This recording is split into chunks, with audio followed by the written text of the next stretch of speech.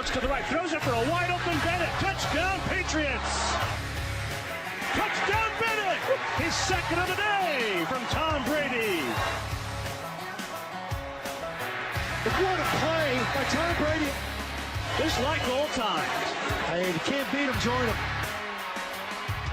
People worry about the rust, the timing. There's no issues, man. This is like game 8 for him. So that would be rusty, Tom. Brady steps in, puts up a cool 400-plus yard performance on the road in the land. We heard number 12 to 88 3 times Sunday in Brady's first game ever with Martellus Bennett. They connected 3 times for scores as the Pats thumped the Browns 33-13 on Sunday. Right, Clark in the house. Good day. How we doing? What's up, guys? How are you? What's up? What's up, man? Ain't nothing, man. What's up? I'm chilling. Interesting tie. Yeah. Well, Oh, listen. would you please leave him alone? You know what I love? I just do love. I just said it's interesting. That's all I said. No. But here's the Why we thing. getting all sensitive for? I just said it was interesting. Nobody's Interesting, sensitive. You know why? Because y'all feel something every time I come on, though. Okay. You feel something. I've been And with that's you what it's so about. far until today. What you don't want is for people to be lukewarm about you. Yeah. You want them to have a feeling every time you come on set. Yes, Every sir. time I come on set, Yes, two sir. of the most important guys on this network have a feeling. It's a good point, Stephen A. Fashion go is with an it for now. expression of who you are. We'll go It's with all it. subjective. We'll go with it for now. Let's go. Let's start with you, Max. Yeah. Who's going to stop the 4-1 Pats from running the table? First of all, let me say, when I say Tom Brady's falling off a cliff, this is the point. It's a cliff. It comes without warning. Right off. Until then, there are no signs of deterioration. That's what the studies have shown. That's why at 40 years and around 6 months, no one really makes it to 41. Warren Moon for one season kind of coming off a bench. But it looks like they're going to go on forever. Peyton Manning, 55 touchdowns. Peyton Manning is going to do it again. There's no sign. Boom. So, I mean, I started Tom Brady in my daily fantasy yesterday. History, Against- but you have no evidence for what you are saying whatsoever. You have seen Did nothing. you just say history? History. In other words, History has been evidence, defined evidence, from time to evidence, time. but I have no evidence. History has been defined from time to time. Okay. That's true, from time to time. Yeah, he'll be the first one ever, apparently. The point is, against the Browns, you knew this was going to happen. Tom Brady coming back, Stephen A. was talking about, everyone was talking about it. Chip on his shoulder, chips on his fingers. I mean, you know, like he's chipped up and he was going to want to prove it again. And he's going up against one of the worst teams in the NFL. I mean, certainly they're in the conversation. Maybe they are the worst team in the NFL, the Browns. Certainly no RG3, no quarterback now even who maybe could do something, not a good defense. Of course he was going to go crazy. Bennett, by the way.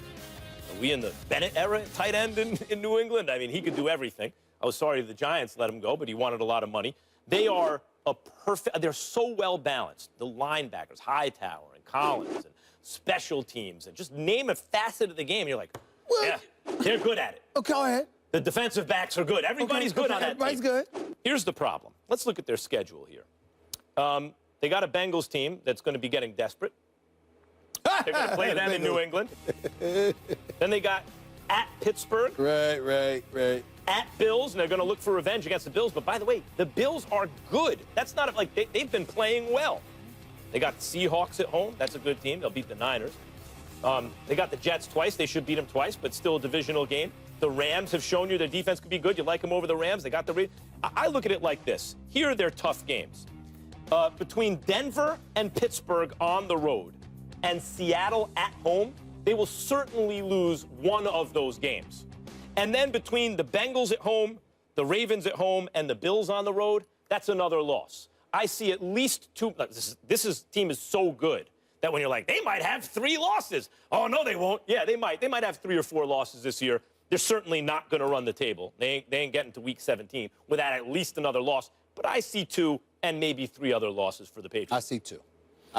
And to me, you know, whether it's Pittsburgh, Seattle, Denver, I think they lose 2 of those 3 games. I can see the New England Patriots going 14-2. I would have been inclined to believe that there would have definitely been a split between them and the Jets, but I don't like what I'm seeing from the Jets right now at all. So I would go with those 2 losses, but that's about it. I don't see it anywhere else. I mean, if they're going to lose a home game, it'll be to Seattle.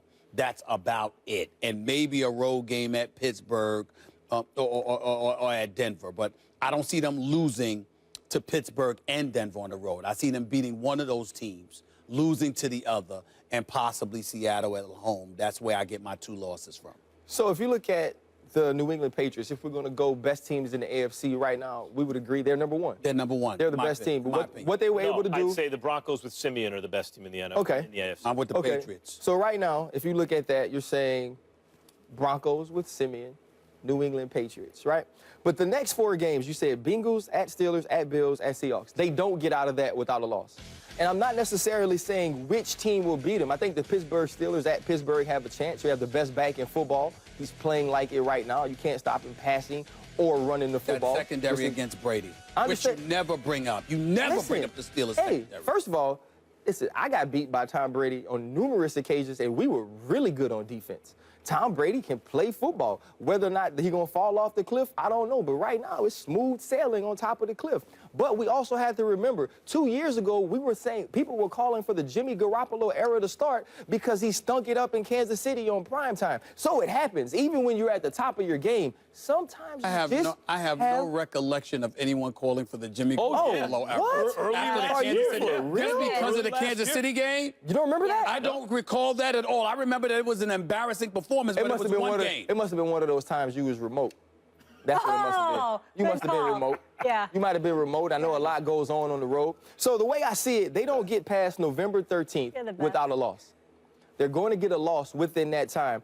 Not necessarily because one team plays great one day. Sometimes it's an accumulation of the teams you have to play back to back to back. You go on the road to the Steelers. You play a very physical Bills team, and then you have to come home and play the Seattle Seahawks. That's how you catch L's in this league sometimes. It's not necessarily that one team is better that day. So I feel like they get a loss before November 13th. And we're discounting the Jets, and I know they look bad. And, heck, the Miami Dolphins are terrible, too. Tom Brady and the New England Patriots have a tough time going to Miami. It's the last game of the season. Do they win that one? So this team, the way I see it, they lose 2 or 3 games more as the season goes along. But I also feel like that's enough to be maybe the number 1 seed, at least the number 2. This is the team that's going to contend for a Super Bowl. I think the true testament is, or the true telling factor is, we're debating whether or not they're going to lose, period.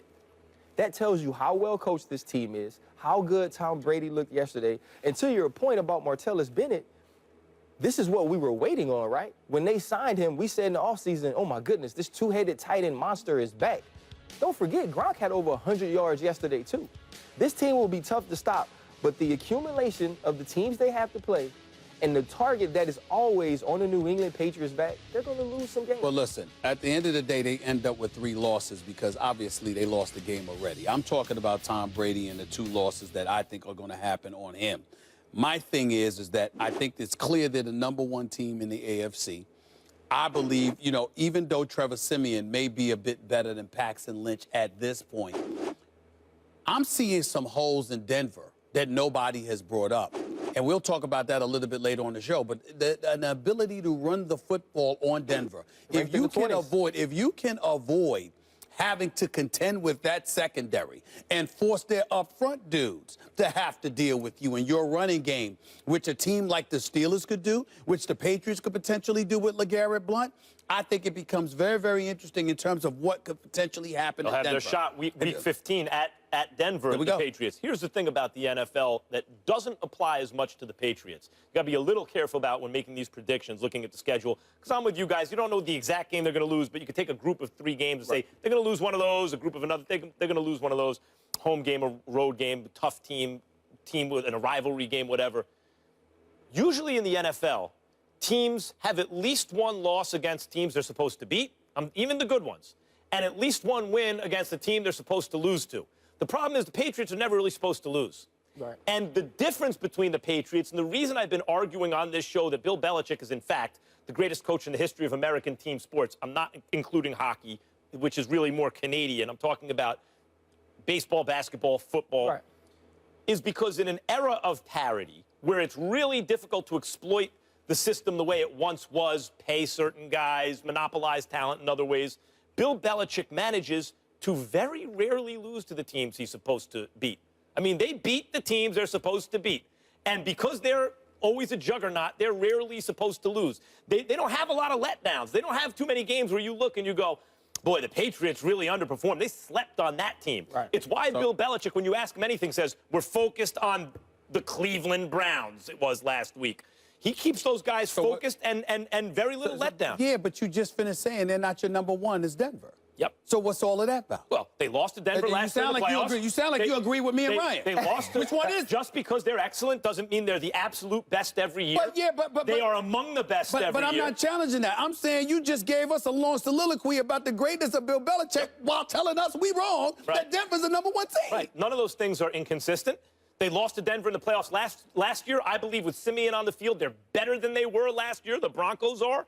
And so I think without Simeon, they just lost the game. I'm coming to this conclusion with you. I'm coming to this conclusion with you. What, for the record? Yeah. Is Denver the number one team in the AFC? Yes or no? I said yes. Okay, I just want to make sure. I said there's never been any wavering. I'm just saying to you that I forgot because of how you were bloviating about Bill Belichick. So in other words, because I think Denver's the best team now, I'm not allowed to think. No. Hey, Molly, I'm gonna go to the side. Right, it's good Y'all to do see what y'all do. I'm gonna holler at y'all later. I'm just telling you that you had the way you were raving about Bill Belichick. I forgot that you said what you said about that. That's what I'm trying to say. And he said that first. Ryan is saying. Did you remember? Did you remember? I barely remembered, but that's all right. Go ahead. All right.